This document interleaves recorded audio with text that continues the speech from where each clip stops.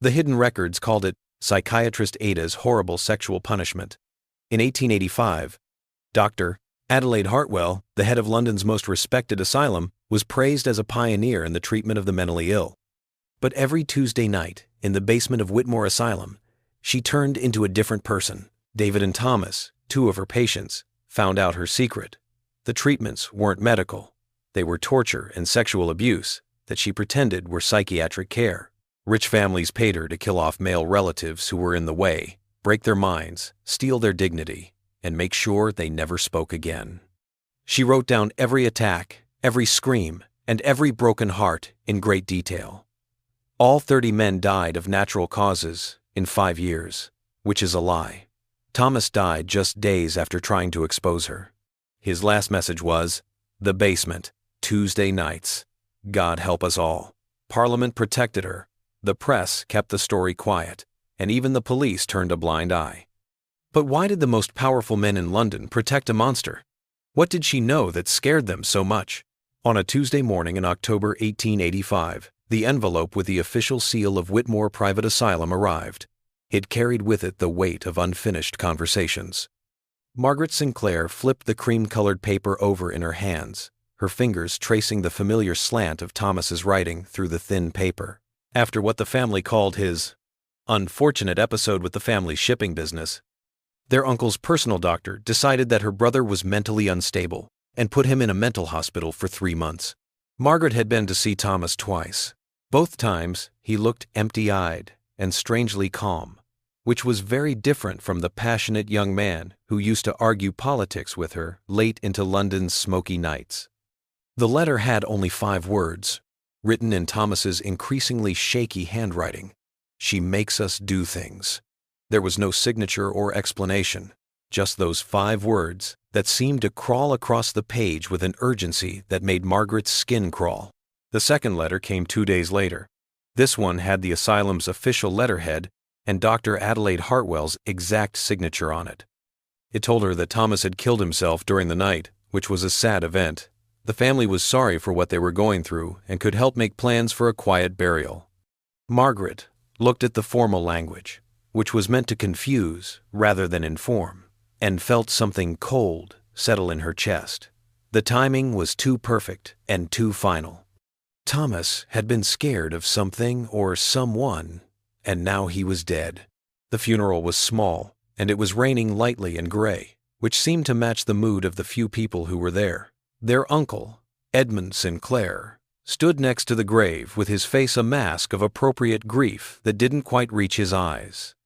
A few business partners whispered their condolences and left quickly, leaving Margaret alone with her questions and a growing feeling that Thomas's death was more like execution than a tragedy.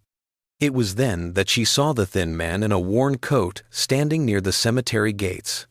He looked like he was watching the events unfold with the intensity of someone who had a personal stake in the outcome. After everyone else had left, James Crawford introduced himself. His voice was barely above a whisper as he nervously looked over his shoulder. He said he had been a patient at Whitmore, but that he had left 6 months ago, which he carefully called his departure. Thomas had been his friend, one of the few men in that place who still had enough of his old self to be nice to someone who was also suffering. What Crawford said to Margaret next shattered everything she thought she knew about her brother's health and death. Thomas had never been mentally ill. Their uncle had him put in an institution to keep him from revealing huge financial fraud in the family shipping business, money taken from investors, false manifests, and bribes to port officials that would have ruined the Sinclair name and fortune if they had been found out. Dr. Hartwell had been paid a lot of money to keep Thomas quiet. He did this by breaking Thomas's mind so completely that no one would believe the crazy things he said if he ever talked about what he knew. Crawford's revelations, on the other hand, went beyond just financial corruption. Dr. Adelaide Hartwell, a well-known pioneer in London's humane treatment of mental illness, had been doing what she called revolutionary therapeutic interventions on her male patients. Crawford had a hard time explaining that these treatments happened in the asylum's basement on Tuesday nights, away from the regular staff and inspectors who came to see them. She chose patients who were alone, like men whose families had left them or who had no one to ask about their health. Crawford said, "The treatments were not medical in nature," and his hands shook as he spoke. "They were meant to take away all traces of masculine pride and dignity, leaving grown men cowering and broken, unable to challenge authority or speak truth to power again." As her fear grew, Margaret felt her journalist instincts coming back to life. This was more than a family scandal. It was systematic abuse of the weakest members of society by someone who had built her reputation on caring for others and providing progressive care. She could write an article that would honor Thomas's memory and bring to light the monster who killed him. The story would be her way of honoring her brother and getting back at the people who killed him. She thought about the headlines, the anger of the people, and the quick justice that would happen when London found out what was really going on behind Whitmore's respectable facade. Her confidence only lasted for 24 hours. When Margaret told her editor at the London Investigator about her early findings, she thought they would be excited about such a big story. Instead, she was up against a man who looked genuinely scared of what she was suggesting. He said in an uncomfortable way, "Dr. Hartwell was not just another corrupt official. She was on medical boards that gave advice to Parliament, changed the way mental illness was treated across the British Empire, and had the support of some of the most powerful families in England. People thought her work was so important that going against it would be like going against progress itself." He made it clear that the newspaper would not cover the story, and he strongly urged Margaret to stop trying to make unfounded accusations against a well-respected member of the medical community. Margaret was angry, but not ready to give up. She decided to get more solid proof before contacting other publications. She used her press credentials to ask Whitmore for Thomas's medical records, hoping to find proof that would back up Crawford's claims. What she found was much worse than she had thought it would be.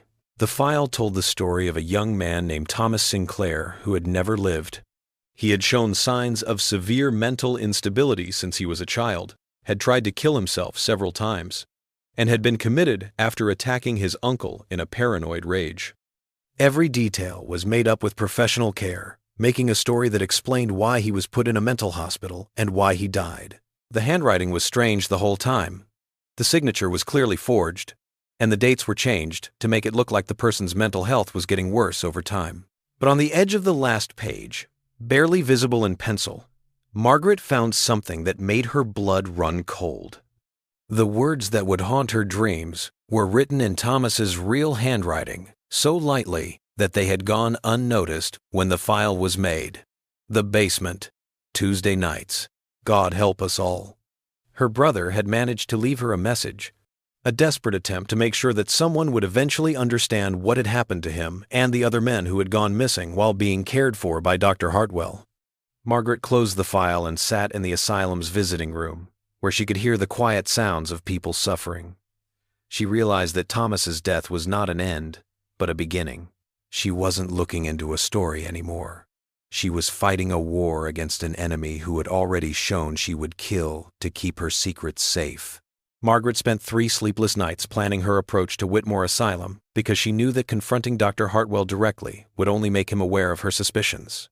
She pretended to be Miss Catherine Piton, a rich widow who wanted to make charitable investments in cutting-edge medical facilities. She had to fight every urge to be direct in her reporting, smile politely even though her skin crawled, and nod in appreciation at new ideas she thought were cover stories for horrible things. She put on her best mourning clothes, borrowed jewelry from a coworker who was sympathetic, and practiced how to act like someone who has inherited money until she could act like she was grieving and generous with convincing authenticity. Dr. Adelaide Hartwell was everything Margaret had hoped for and feared. She was a woman of about 45 years, dressed perfectly in the latest style.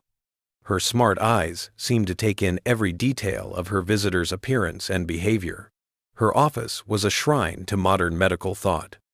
The walls were covered with diplomas from European universities. The shelves were full of the newest psychiatric books, and there were pictures of her with famous doctors and government officials. She spoke very well about the change in mental health care, how it's important to treat patients like people instead of animals, and how it's important to understand how the mind works instead of just stopping its problems. It looked like she really cared about her patients, knew a lot, and was completely dedicated to them. The tour of Whitmore's public areas showed that the school was in line with Dr. Hartwell's progressive ideas. The common areas were clean and bright, the female patients seemed happy, and the staff worked quickly and professionally. As she looked at what seemed to be a model facility, Margaret almost doubted Crawford's claims. Dr. Hartwell talked about her treatment ideas with the passion of a true believer. She talked about new ways of doing therapy that focused on dignity and hope instead of punishment and restraint.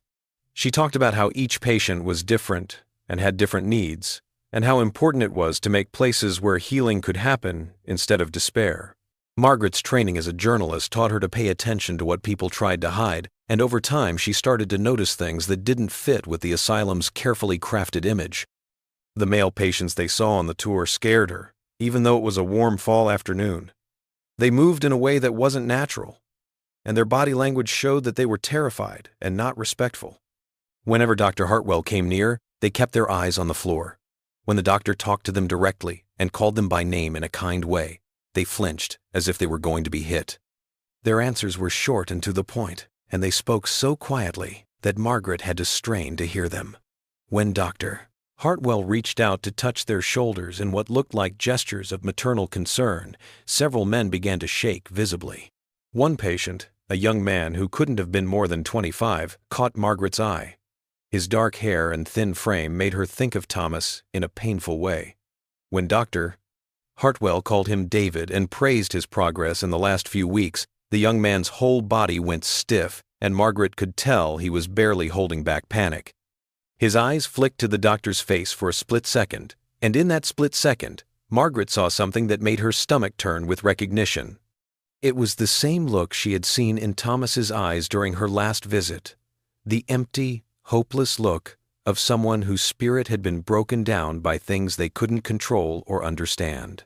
During the tour, Margaret did a great job of playing her part. She showed the right amount of respect for Dr. Hartwell's new ideas and genuine concern for the patient's well-being. She gave a lot of money right away, said she would tell other potential donors about the organization, and left with Dr. Hartwell's warmest assurances that her gift would make a big difference in many people's lives. But as soon as she got outside the asylum, Margaret leaned against a lamppost and fought waves of nausea as she thought about what she had seen. The performance had been perfect, and the institution's good name seemed well-deserved. But every instinct she had told her that she had just visited a charnel house that looked like a sanctuary. An unexpected source gave her the break she needed. Sarah Morrison had been waiting outside Margaret's house when she got back from Whitmore.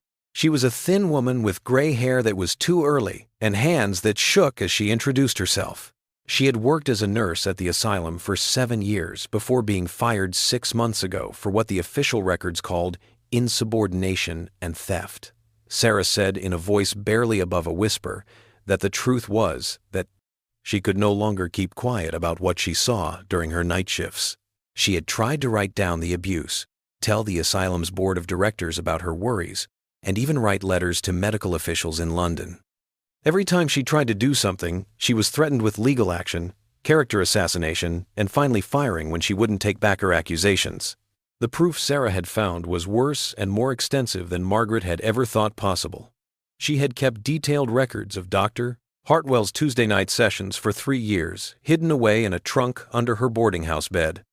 The doctor's revolutionary treatments were planned campaigns of sexual and psychological abuse that were meant to destroy every trace of masculine identity and self-worth in carefully chosen patients.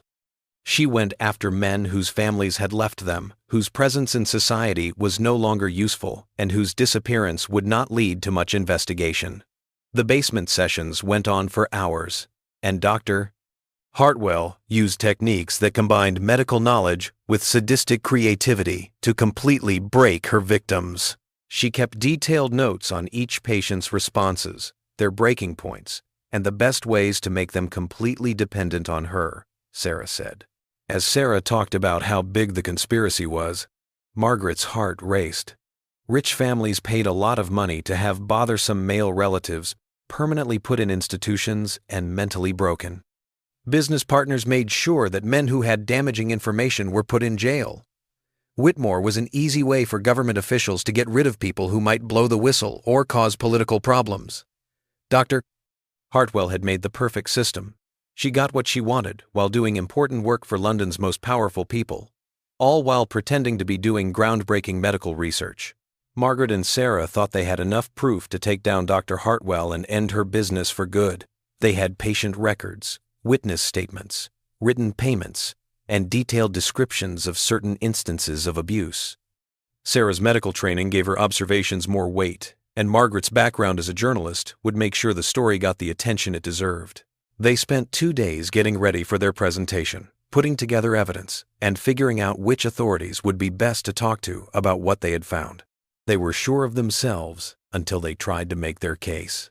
Dr. Hartwell not only expected them to work together, but he also had terrifyingly effective plans in place to stop them. Sarah was arrested just a few hours after their first meeting with a police inspector. She was accused of stealing medical supplies and making false documents. The proof against her was made up, but it was convincing. Current Whitmore employees, who swore they saw her steal drugs and make up patient records, backed it up. If the newspaper published any stories based on the claims of a fired employee with a history of being dishonest and mentally unstable, Margaret's editor would face huge lawsuits for libel and defamation. Not only did Dr. Hartwell's lawyers threaten him, but so did law firms that represent some of London's most powerful families. This made it clear that challenging the asylum would mean going to war with the whole British power structure. As time went on, Margaret became more and more horrified, as she realized she wasn't just up against one corrupt person, but a whole system that protects people who are rich and connected enough to buy their way out of trouble. After Sarah's arrest, London was a different city for Margaret than the one she had known as a respected journalist. Now she moved through the shadows like someone who was always being chased. She changed where she stayed every few days, used fake names, and met people in places where it would be hard to watch her. The easy life of press credentials and official interviews was gone. Now there were whispered talks in church basements, coded messages sent through middlemen, and the constant fear that people who had already shown they would kill anyone who threatened their interests were watching her every move. She had become an investigator without any help from the government, relying on the underground network of London's forgotten and discarded citizens who knew that official justice was only for those who could afford it. Father Michael O'Brien, an Irish priest who helped the city's most desperate people, was the first person to help her. For the past 5 years, he had been quietly keeping track of cases of men who had gone missing in private asylums. At first, he did this to help families who had lost loved ones find peace. But over time, he began to see patterns that suggested that these men were being targeted on purpose rather than by chance. Dr. Hartwell's operation went far beyond Whitmore, as his record showed. It included a network of institutions across England that accepted patients whose families were willing to pay high prices for long-term solutions to annoying problems. The priest introduced Margaret to Elizabeth Thornton. Elizabeth's younger brother had been sent to a facility in Yorkshire after threatening to tell on his boss for using child labor in textile mills. Elizabeth learned that her brother had died of pneumonia just a week after he was put in a mental hospital, even though she had seen him in perfect health just a few days before. Through Elizabeth, Margaret met other people who had lost male relatives in similar ways. For example, Robert Hayes, a dock worker whose son was committed after witnessing a murder committed by a prominent merchant's nephew, Mary Sullivan, whose husband was institutionalized after discovering accounting irregularities in his employer's books, and Catherine Morrison, whose brother was declared mentally unstable after trying to organize his fellow workers into a union. Legal fees and medical bills had systematically made each family poorer. Carefully planned campaigns of character assassination had ruined their credibility, and their attempts to look into their relatives' deaths had been met with threats and intimidation that affected their remaining family members and employers. The pattern that Margaret found showed a business model that was both very cynical and very effective.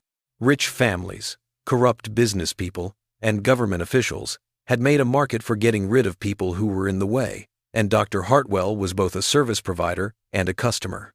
She charged a lot of money to see patients whose lives were threatening to powerful interests, and at the same time, she satisfied her own psychological needs by turning these men into broken shells of their former selves. The basement sessions were both a product and a payment. She gave her clients the psychological destruction they wanted, while satisfying her own sadistic urges with the protection of medical authority and social respectability. Margaret's investigation became even more important when she learned that David Chen, the young patient she had seen during her asylum tour, had been able to get a kitchen worker to send out a desperate plea for help. The message, which was written on scraps of paper hidden in his clothes, gave horrible details about the treatments on Tuesday night and named other current patients who were being treated in the same way. Margaret used her network of friends to plan David's escape from the asylum. She set up a carefully planned distraction that let him leave the grounds during his supervised outdoor exercise time. Father O'Brien set up a safe house for David to stay in for 3 days. While there, he gave testimony that confirmed Margaret's worst fears about the extent and nature of Dr. Hartwell's crimes. David's story about the basement sessions was worse than Margaret had thought it could be. Dr. Hartwell had come up with what she called therapeutic protocols that used a mix of sexual humiliation, psychological manipulation, and medical experimentation to systematically destroy male identity. She carefully wrote down each patient's responses in a scientific way, making detailed records that showed how their mental health was getting worse and found the best ways to completely break their resistance. Rich people paid extra to watch or take part in the killing of men they had arranged to have done. Dr. Hartwell saw these gatherings as both medical demonstrations and social events. She served snacks while explaining her methods to an audience that included well-known doctors, government officials, and business leaders who were interested in her methods for personal or professional reasons. David's proof included descriptions of Dr. Hartwell's private study, where she kept detailed records of every patient she treated, every method she used, and every client who asked for her help. He had seen these records during one of his sessions and recognized the names of men who were said to have died of natural causes but whose deaths were actually caused by the psychological and physical trauma of her treatments. There were also letters to and from other institutions in the British Empire, which suggest that Dr. Hartwell's methods were being used in places from Ireland to India, making an international network of abuse that was being passed off as cutting-edge medical care. As Margaret put together this evidence, she felt a surge of hope. She thought that David's first-hand testimony, along with the paperwork from other victims' families, would finally give them the tools they needed to bring down Dr. Hartwell's operation. She started contacting journalists in other cities in the hopes of finding newspapers that Dr. Hartwell didn't control. At the same time, she was getting ready to give presentations to medical and government officials who might be willing to act on such damning evidence. Margaret let herself think for the first time since starting her investigation that Thomas's death might finally be avenged and that the men still trapped in Whitmore might be saved from more torture. Her hope turned out to be way too early. Within a week of David's escape, Margaret's world started to fall apart in a way that showed how powerful and far-reaching Dr. Hartwell really was. Her landlord got legal notices saying that Margaret was doing illegal things, which made him kick her out right away.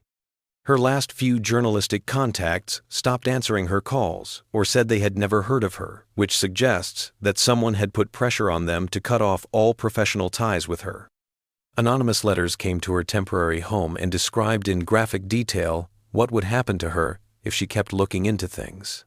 At the same time, they showed that someone was always watching her by knowing exactly where she was going and what she was doing. The last blow came when David Chen was found and brought back to Whitmore. Even though Margaret and her friends had done everything they could to keep him hidden, someone in their network had given away his location, but it wasn't clear if they did it through bribery, threats, or sneaking in. The newspapers reported on David's recapture as the successful recovery of a mentally unstable patient who had left his treatment facility. Dr. Hartwell was quoted as saying that he was worried about David's health and thanking the concerned citizens who had told them where he was. 5 days later, the same newspapers ran a short notice about David Chen's death from complications related to his mental illness. Dr. Hartwell sent her condolences to his family and said how sad it was to lose such a promising patient to the effects of psychiatric illness. Margaret was sure that David had been killed and that he had been silenced before he could give his testimony to the police, who might have acted on it. She also knew that his death was both a punishment for his escape and a warning to anyone else who might think about doing the same thing. On a rainy November morning, Margaret woke up to find 2 police officers standing at the door of her boarding house. Their official papers had the seal of Westminster Magistrates' Court and Dr. Adelaide Hartwell's exact signature. The warrant said she was mentally ill and a threat to herself and others because of her recent strange behavior, false accusations against respected citizens, and the testimony of doctors who had seen her health get worse. The words were the same as those used in the fake records made for Thomas, and Margaret knew with sick certainty that Dr. Hartwell had mastered the art of using the law and medicine to get rid of threats to her business. Her few remaining belongings were taken as proof of her unstable mental state. Her investigation notes were dismissed as the paranoid ramblings of an unstable mind. Her letters to the families of victims were called harassment of grieving citizens, and her attempts to expose institutional corruption were called the delusions of someone whose grip on reality had been shattered by her brother's tragic death. Mrs. Patterson, the owner of the boarding house, stood in the doorway wringing her hands as the constables searched the place. She told Margaret with real sadness that she had to report her tenant's strange behavior after concerned medical professionals came to see her, because they were worried about Margaret's safety and the safety of other residents. Dr. Hartwell had planned Margaret's downfall with the same methodical precision she used to break her asylum patients. She made a paper trail of evidence that showed how her mental state was slowly getting worse, while also getting witnesses who could testify to how Margaret's behavior was becoming more and more unstable. Dr. Hartwell's representatives had talked to everyone Margaret had asked for help and warned them about the dangerous delusions of a woman whose obsession with her brother's death had led her to make false accusations against innocent people who were just trying to give the mentally ill the right medical care. While the police searched her room, Margaret ran out the back door of the boarding house. Her training as a journalist finally paid off. As she ran through London's maze of alleyways and abandoned buildings, with the desperation of someone who knew that being caught meant not going to jail, but complete psychological destruction, she was now one of Dr. Hartwell's targets, and he was going to do to her what he had done to Thomas, David, and many other men who had only found out inconvenient truths about powerful people. She found it ironic that she, as a woman, would not be affected by the specific horrors that Dr. Hartwell inflicted on male patients. However, she knew that there were other ways to silence women that were just as effective and much more permanent. Margaret kept looking into things while living in London's underground, as if she had nothing left to lose but her mind. She got in touch with Samuel Morrison, Sarah's younger brother. He had gotten his sister's hidden evidence back before running away to Scotland because he thought it would be safer there after Sarah was arrested. The papers Sarah had gathered over 3 years showed a pattern of horror that was worse than anything Margaret could have imagined. Dr. Hartwell had been doing illegal medical experiments on her patients, testing how different drugs and psychological techniques affected men who had no legal options and no families who could or would speak up for their well-being. She had been selling access to weak patients to rich people who paid a lot of money to hurt men who could never tell anyone about their abusers or get help from the law. Dr. Hartwell did what she thought was groundbreaking research into the psychology of masculine submission in the basement of Whitmore Asylum. At the same time, she entertained people who had developed appetites for dominating and destroying other people. Her detailed records, which Sarah had managed to steal and hide, showed that at least 30 people had died in the past 5 years. Each death was carefully recorded with the cause of death, the length of treatment, and the effectiveness of different methods used. The men who died while she was caring for them had been tortured in a planned way until their bodies or minds couldn't take it anymore. Their deaths were blamed on mental illnesses they already had or the natural course of psychiatric illness.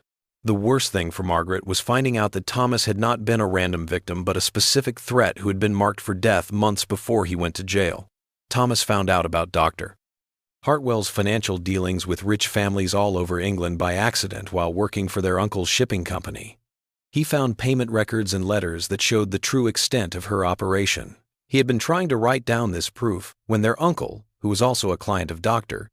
Hartwell's, had Thomas committed to keep his nephew from revealing a web of corruption that would have ruined dozens of wealthy families. Thomas's last few weeks at Whitmore were not spent as a patient getting treatment, but as a marked man being systematically broken before his planned assassination. Dr. Hartwell took personal pleasure in destroying someone whose intelligence and moral courage made him especially difficult to catch. The fact that Thomas had died on purpose, not as collateral damage, broke the last bits of Margaret's emotional control. She spent 3 days crying in an empty warehouse near the Thames until she ran out of tears. The full weight of her helplessness felt like a physical force crushing her down. She had trusted the legal system, the medical establishment, the press, and the government, but they had all been corrupted or scared into protecting the people who were committing the worst crimes against the most vulnerable members of society. Dr. Hartwell had set up a perfect system of abuse that couldn't be found out and was actually made stronger by attempts to challenge it.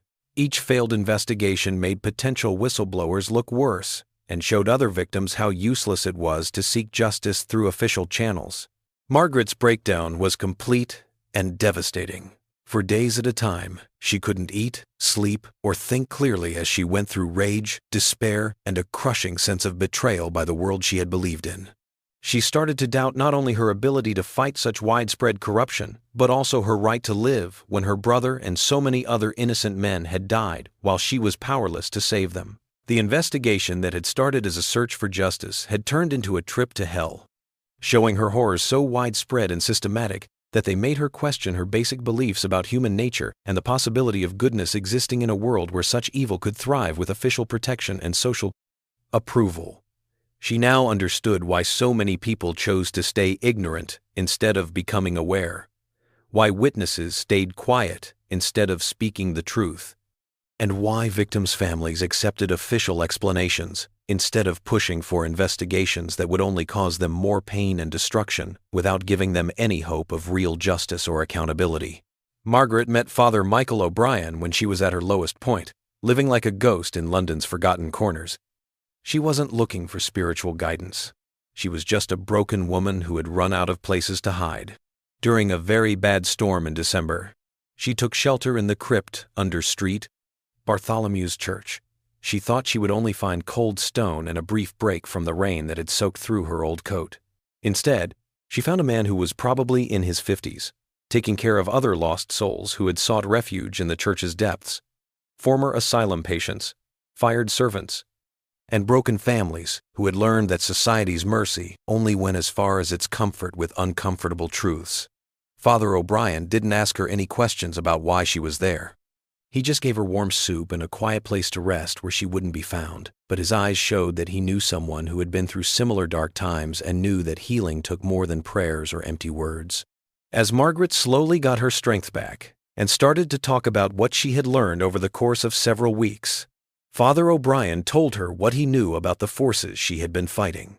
He had been documenting institutional abuse for more than 10 years, not through official channels that could be corrupted or scared, but by carefully building relationships with survivors, fired staff members, and families who had been silenced by legal threats and social ostracism. His records showed that Dr. Hartwell's operation was just one part of a bigger system that got rid of people who were in the way while making money for people who could afford to pay for such services. The priest had learned that traditional ways of seeking justice, like appealing to authority, exposing corruption through established media, and going to court, were not only useless, but also made things worse when fighting corruption that went all the way to the top of society. Father O'Brien helped Margaret see that her plan had been wrong from the start. She had been trying to work within systems that were meant to protect the people she was trying to expose, and she had been looking for approval from institutions that got their power from keeping things the same, which she was trying to change. The priest taught her a different way to resist. Instead of trying to get the powerful to listen to her, she should try to connect with other people who are powerless and create new sources of information and support that don't go through official channels of power and control. He taught her how to bring together groups of survivors and allies who could protect each other while slowly gathering evidence that would be impossible to hide or discredit. Margaret's change didn't happen all at once. It happened over time as she started working with the network of fired asylum workers, victim families, and social outcasts that Father O'Brien had been quietly putting together for years. She learned to think like an organizer instead of a journalist. Instead of building her own credibility, she focused on building collective power and making systems that could survive the loss of any one participant. Margaret started planning an exposure campaign with Samuel Morrison, Elizabeth Thornton, and dozens of other allies who had been hurt by their interactions with Dr. Hartwell's network. The campaign would be too big and well organized to be stopped by the usual threats of violence and legal action. Dr. Hartwell set up a prestigious medical conference at the Royal College of Physicians to talk about her latest research on new psychiatric treatments. This was the chance they had been waiting for. The meeting would bring together important doctors from all over the British Empire, making it a great target for coordinated exposure that would reach people outside of Dr. Hartwell's area of influence. For 3 months, Margaret and her supporters worked on packages of evidence that would be sent to foreign newspapers, religious leaders, medical authorities in other countries, and reform groups that were not under British institutional control. They also set up a way for survivors to give testimony to more than one source at the same time. This made it impossible for Dr. Hartwell's network to silence or discredit all the witnesses before their stories were made public. To carry out their plan, they needed to be very precise with their timing and coordination, which put all of Margaret's skills as a journalist and organizer to the test. Dr. Hartwell was talking to a group of medical professionals about her groundbreaking therapeutic methods at the same time that Margaret's network was giving evidence of her crimes to dozens of different organizations and publications in Europe and America. The proof included Sarah Morrison's stolen records, testimony from several survivors, financial records showing payments from wealthy families, letters showing that the operation was international, and detailed accounts of specific instances of abuse that could be backed up by multiple witnesses. Dr. Hartwell's supporters couldn't stop the story or discredit all the sources at the same time because the revelations were so well coordinated. The public reaction was more than Margaret could have hoped for. Newspapers all over the continent published detailed reports on Dr. Hartwell's operation. Medical authorities in several countries started looking into similar institutions, and political leaders had to deal with the widespread abuse that had been going on under their watch. Within a week of the first reports, Dr. Hartwell was arrested and charged with several counts of assault, fraud, and illegal imprisonment. Whitmore Asylum was closed while a full investigation of its practices and patient records was carried out. But Margaret's victory was bittersweet, because she saw that many of Dr. Hartwell's most powerful supporters were able to avoid justice by fleeing to their homes abroad or using their political connections to avoid prosecution. This left her with the bitter knowledge that the network's leadership had survived, even though its most visible parts had been destroyed. The investigation had taken away everything Margaret had once cared about: her job, her health, her chances of living a normal life, and her faith in the institutions she had once worked for.